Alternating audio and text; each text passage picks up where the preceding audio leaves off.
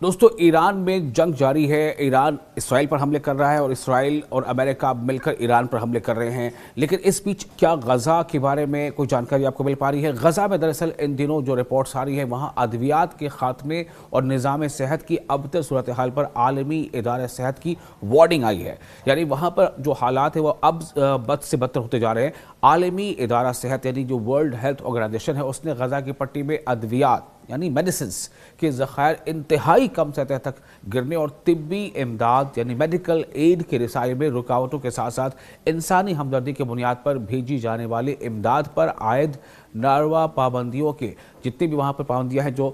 جس کو وہاں پر وہ ان ایکسیپٹیبل ہے، لیکن یہ پابندی اسرائیل نے لگا رکھی ہے، تو ان تمام ناروا پابندیوں کے سنگین نتائج سے خبردار کیا ہے۔ مشرقی بحر روم کے خطے کے لیے ادارے کی ڈائریکٹر حنان بلخی نے وضاحت کی ہے کہ غزہ میں اس کے علاوہ غزہ کی پٹی اور سرنجوں جیسے بنیادی طبی اشیاء پہلے ہی ختم ہو چکی ہیں ان تمام علاقوں میں۔ انہوں نے وہاں پر سرنجز نہیں ہیں یا اور کئی طرح کی جو بنیادی چیزیں ہیں کسی بھی فرسٹ ایڈ کے لیے بھی ان کی وہاں پر زبردست کمی بتائی جا رہی ہے۔ انہوں نے اس بات پر زور دیا کہ غزہ کا طبی نظام تاحال شدید نزاکت اور ٹوٹ پھوٹ کا شکار ہو رہا ہے۔ انہوں نے اشارہ کیا ہے کہ قابض اسرائیل کی جانب سے ایندھن کی بندش کے باعث اسپتالوں کے کام کرنے کی صلاحیت سکڑ رہی ہے۔ دیکھیے وہاں پر بجلی سپلائی کی کافی کمی ہے، فیول چونکہ رفح کراسنگ کو پھر سے ایک بار بند کر دیا گیا، آپ کو ہم نے رپورٹ دکھایا تھا، تو اس کے نتیجے میں فیول کی سپلائی غزہ میں نہیں ہو پا رہی ہے، اور یہی وہ وجہ ہے کہ بہت سارے ایسی ضرورتیں ہیں جو اسپتالوں کی وہ پوری نہیں ہو پا رہی ہیں یا وہ فعال نہیں ہو پا رہی ہیں، جس سے مریضوں کی زندگیاں داؤ پر لگی ہوئی ہیں۔ اس وقت بنیادی ادویات یعنی بیسک میڈیسنز، زخمیوں کے علاج کے سامان اور جراحی کے یعنی جس میں بھی وہاں پر سرجریز ہونی ہیں چھوٹی بڑی، ان سرجریز کے آلات کی شدید قلت پیدا ہو چکی ہے غزہ میں۔ حنان بلخی کا مزید کہنا تھا کہ طبی سامان کی محفوظ منتقلی اور زخمیوں کے انخلاء سمیت انسانی ہمدردی کی بنیاد پر امداد یعنی ایڈ کی باقاعدہ ترسیل نہ ہونے کی صورت میں مریضوں کو ضروری طبی سہولیات کی فراہمی میں مسلسل تاخیر کا سامنا کرنا پڑ رہا ہے۔ انہوں نے بتایا کہ عالمی ادارہ صحت گزشتہ منگل اور بدھ کو کچھ طبی سامان اور ایندھن غزہ کی پٹی میں داخل کرنے میں کامیاب رہا، تاہم امدادی سامان سے لدے متعدد ٹرک اب بھی مصر کے شہر العریش میں پھنسے ہوئے۔ اور یہ جو رپورٹ سامنے آ رہی ہے اس کے مطابق حقیقت کی جانب توجہ دلائی گئی ہے کہ غزہ کی پٹی میں روزانہ داخل ہونے والے ٹرکوں کی تعداد 200 سے زیادہ نہیں ہے، جبکہ یہ طے ہوا تھا غزہ پیس ایکارڈ میں کہ کم سے کم روزانہ کے بنیاد پر 600 سے 1200 ٹرکس جو ہے وہ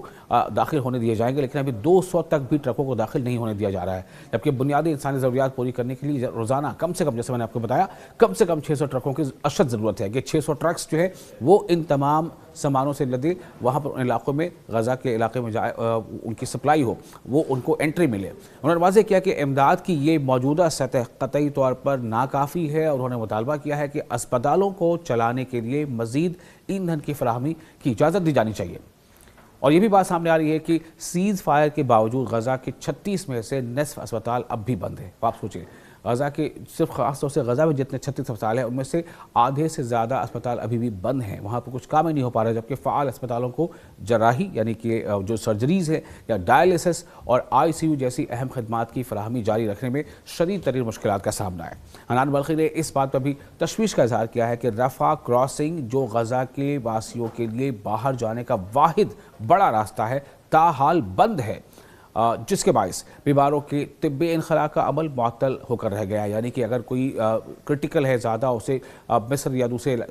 جگہ پہ جانا ہے علاج کے لیے تو وہ نہیں ہو پا رہا چونکہ رفح کراسنگ بند ہے۔ اور اسی لیے ورلڈ ہیلتھ آرگنائزیشن کی اعداد و شمار کے مطابق تقریباً 18,000 افراد جن میں زخمی بچے اور دائمی بیماریوں میں مبتلا ہیں مریض شامل ہیں، علاج کے لیے غزہ سے باہر منتقل کیے جانے کے منتظر ہیں، وہ انتظار کر رہے ہیں کہ انہیں موقع ملے، رفح کراسنگ کھلے کہ وہ باہر جا کر اپنا علاج کرا سکیں، لیکن صورتحال کافی سنگین ہے اور ایک ایسے وقت میں درپیش ہے جب 7 اکتوبر 2023 سے جاری سفاکیت اور نسل کشی کے جنگ نے غزہ کے طبی ڈھانچے کو ملبے کے ڈھیر میں تبدیل کر دیا اور ادویات و طبی سامان کی اس قدر قلت پیدا کر دی ہے جس کی مثال تاریخ میں نہیں ملتی ہے۔